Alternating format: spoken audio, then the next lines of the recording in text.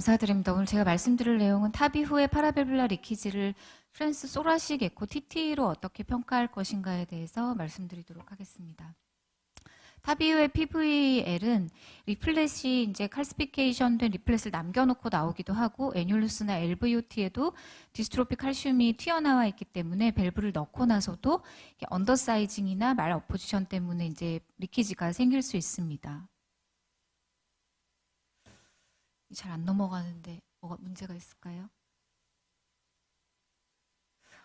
네, 슬라이드가 좀 깨진 것 같은데, 그래서 탑 이후에 저희는 보통 이제 최근에 TT를 보는데, 탑이 밸브를 넣은 직후에 TT를 보게 되면은 사실은 이제 이 프로시저를 중간에 좀 스탑을 해야 되기도 하고 환자를 수파인으로 눕혀서 보기 때문에 컬러 이미지 이외에는 저희가 좀 획득할 수 있는 영상이 별로 없습니다.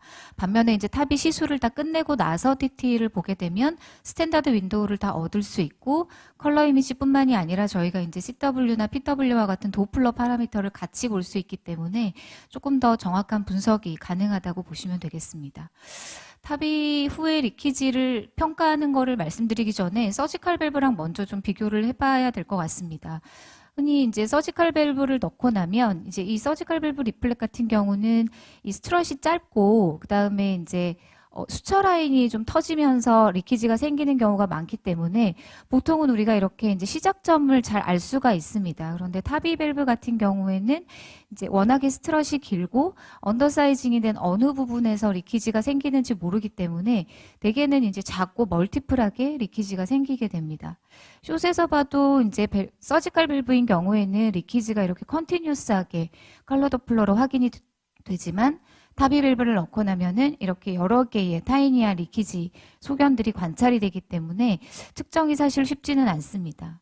흔히 보는 이제 롱엑시스에서 가장 잘 펴지면 여기에서 이제 우리가 도플러 이 인포메이션을 얻게 되는데 이러한 경우에 있어서도 탑이 밸브는 여러 방향에서 리키지가 관찰이 되기 때문에 사실은 이제 이런 이제 서지컬 밸브와 동일한 파라미터를 적용하기는 좀 어렵습니다. 그래서 요약해보면은 탑이 밸브를 넣고 나서는 이 밸브 리키지 자체가 워낙에 작고 여러 개가 생기게 되고 밸브 프레임이 길다 보니까 이게 어느 지점부터 시작하는지 사실은 TT로 명확하게 비주얼리제이션 하는 것이 어렵습니다. 그럼에도 불구하고 탑 이후의 리키지를 평가하는 모든 항목들은 사실은 서지컬 리키지를 평가하는 항목을 기준해서 지금은 하고 있습니다.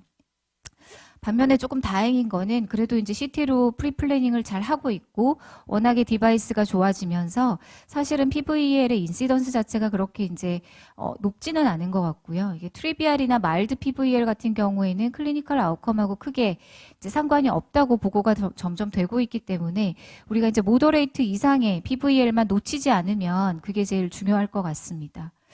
밸브를 넣고 난 직후에는 이제 와이어 때문에 생기는 AR하고 좀 감별을 해주는 게 필요한데 보통은 이렇게 이제 와이어를 따라서 터뷸런트 플로우가 허깅하면서 생기는 경우에는 이거는 이제 PVL이 아니라 와이어 때문에 생기는 리키지라고 보시면 되겠습니다. 이게 조금 더 명확하게 확인하자면 이게 밸브가 끝나는 지점의 LVOT 사이드에서 이렇게 파라스터널 쇼덱시스를 보게 되면 와이어 때문에 생기는 경우는 이렇게 스트럿 안쪽으로 데피니트와 리거지테이션 젯이 관찰되는 경우들이 있습니다.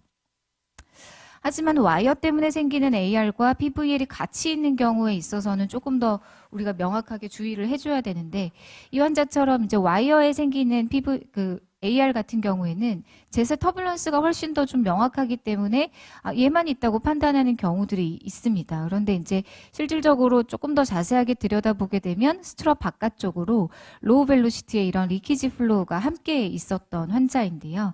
이 환자 같은 경우는 이제 파라스터널 롱엑시스를 조금 더 아래쪽으로 돌려보면 이제 밸브가 잘 펴지지 않은 곳에서 리키지가 이제 모더레이트 이상으로 관찰이 되는 것을 볼 수 있습니다.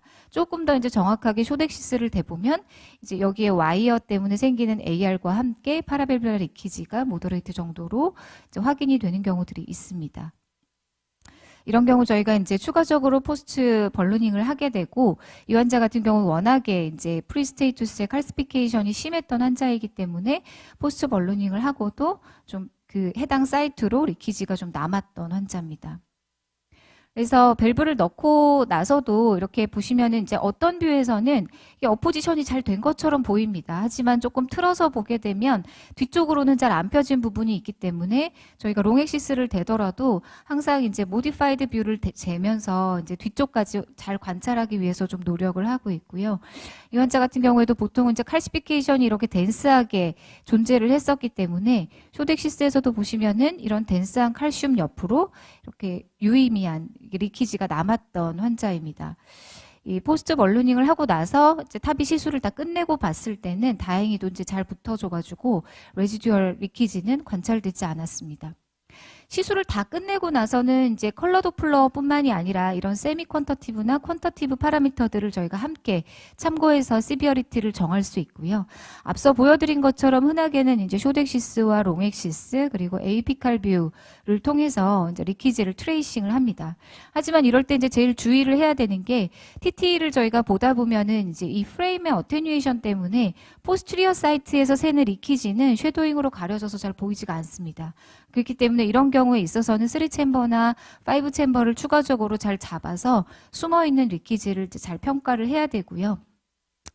워낙에 이제 스트럿이 길기 때문에 이 시작점이 어딘지를 모르고 따라서 이제 쇼덱시스를 잡더라도 한 윈도우에서 모든 짓이 다 나오지 않습니다. 그래서 밸브의 끝부터 이제 끝까지 전부 다 이제 쇼덱시스를 트레이싱을 해가면서 보게 되면 처음에 이제 저희가 잡았던 쇼덱시스에서는 보이지 않았던 이런 젯이 추가적으로 관찰되는 것을 확인할 수 있습니다. 실질적으로 평가를 할 때는 이런 모든 젯들을 전부 다 합쳐서 이스티메이션을 하셔야 되는 부분이 있습니다.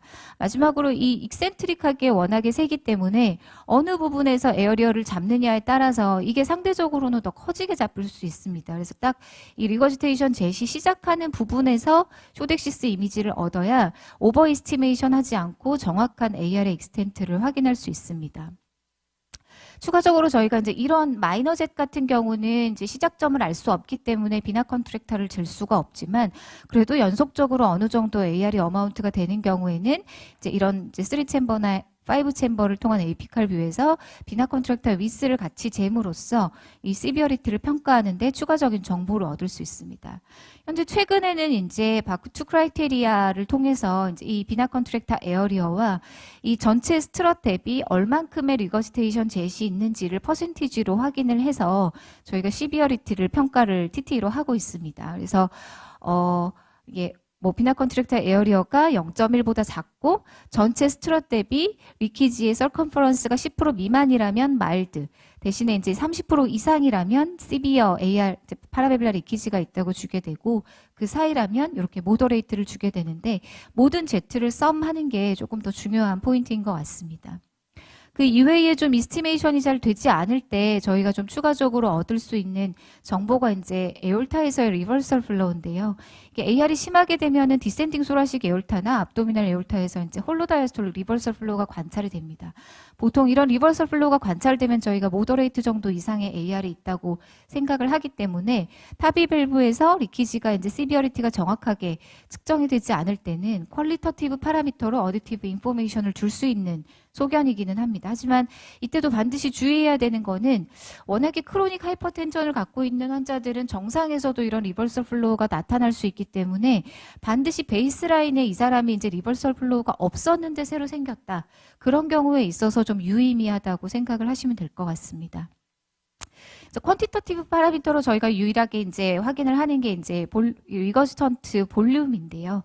요거는 이제 LV 아웃플로우 트랙으로 나가는 스트로크 볼륨과 RV 쪽으로 나가는 스트로크 볼륨의 차이를 이용해서 AR의 이제 볼륨 자체를 구하는 방법입니다. 사실 이게 보통은 이제 LVOT 쪽이 잘 그려지지 않는 경우들도 많고 이 전제 조건이 이제 다른 밸브에 디지즈가 없어야 된다라는 전제 조건이 있기 때문에 실상 많이 이용하고 있는 파라미터는 아닙니다. 또한 타비 밸브에서 이용하기 위해서는 이거를 이제 LVOT 다이아미터를 어디서 재느냐가 되게 중요한데 이거를 스트럿 바깥쪽에서 잴 거냐 안쪽에서 잴 거냐에 따라서 사실은 미세하게 벨로시티도 차이가 납니다. 그렇기 때문에 이거를 바깥쪽에서 쟀다 그러면은 우리가 이제 PW를 측정할 때 샘플 볼륨도 당연히 바깥쪽 쪽으로 이제 위치를 시켜야 조금 더 정확한 방법으로 측정을 할 수가 있을 것 같습니다. 그 외에 이제 스펙트럴 도플러로 컨티뉴스 웨이브 도플러도 이제 추가적으로 잡는데 보통 이제 이 CW 폼 자체가 아주 덴스하고 또 velocity 자체가 프레셔 타임 자체가 매우 스티프한 경우에는 헤모다이나미컬리 좀 유의미한 그런 이제 AR이 동반되어 있다라고 보실 수 있겠습니다. 그래서 요약을 해보면 이제 AR이 있을 때 마일드냐 시비어냐를 먼저 구별하게 되는데 보통은 이제 퀄리터티브 파라미터들을 이용할 수밖에 없습니다. 그래서 비나 컨트랙터 위드스나 에어리어 그리고 서컴퍼런스 익스텐트를 먼저 보게 되고 이런 시비어나 마일드가 좀 아닌 것 같다. 라고 보게 되면은 그때는 이제 리거스턴트 볼륨을 추가적으로 재게 되는데 실상 저희가 피자 메소드를 사용하는 ERWA는 워낙이 이제 여러 멀티플 젯에서는 정확하지 않기 때문에 잘 사용하지 않습니다. 요약해 보면 이제 타비 밸브에서의 파라베빌라 리키지를 평가할 때는 이 밸브가 이제 어느 부분에서 칼슘이 덴스하게 있었는지 그래서 밸브가 잘 펴졌는지 포지션이 괜찮은지에 따라서 그 포지션을 조금 더 자세하게 컬러로 이밸류에이션을 해야 되고 가장 기본은 이제 비나 컨트랙터 에어리어와 서컴퍼런스 익스텐트가 되겠고요. 거기에 추가적으로 저희가 여러 가지 이제 펄스 웨이브나 컨티뉴스 웨이브 도플러를 이용해서 조금 더 이제 컴프리헨시브 인포메이션을 얻게 되는 것 같습니다. 네, 경청해 주셔서 감사합니다.